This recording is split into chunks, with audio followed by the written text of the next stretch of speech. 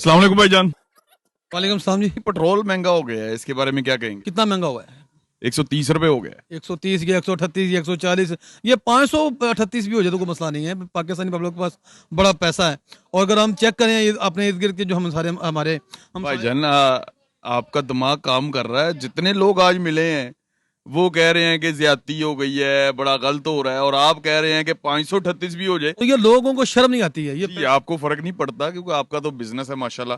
तो उन लोगों को तो फर्क पड़ता है जिन्होंने लीटर 2 लीटर डलवाना तो होता मेरे भाई जब वो 50 वाली मोटर से 50,000 वाली बाइक जो है होंडा CD70 वो आजकल 90,000 की ले रहे हैं, तो पेट्रोल डलवाते हुए मौत पड़ती है उनको। जो 80,000 वाला होंडा वो 1.5 लाख का ले रहे हैं, और जो हर साल बाद जो लोग गाड़ी चेंज करते हैं वो इतना पैसा खर्च कर सकते हैं, तो पेट्रोल डलवाते हुए उनको मौत पड़ती है। ये सारा ड्रामा है पाकिस्तानी कौम का। कभी इंडिया में जाके चेक करें, वहां पे पेट्रोल हमसे ज्यादा महंगा है। अमान में मेरी सुबह बात हुई अपने कुछ रिश्तेदारों से, वहां पे पेट्रोल उनका अपना पेट्रोल है, फिर भी पाकिस्तान से महंगा है। बांग्लादेश का पता किया, वो उनका पाकिस्तानी 180 रुपए बनते हैं पेट्रोल के, और यहाँ पे 138 हुआ है, तो लोगों की चीखें निकल गई हैं। और इनकी याशियां देखें, ढिड भर के घरों खाना खा के आते हैं, आके फिर अब बाहर आके इतना महंगा पिज्जा और बर्गर खा रहे होते हैं।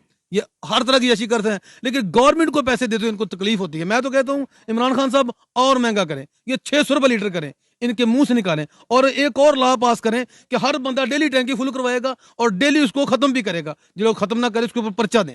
इस तरह के लोग भी मौजूद हैं जो मुल्क का सोचते हैं और मुल्क के लिए इतने मुहब्बे वतन हैं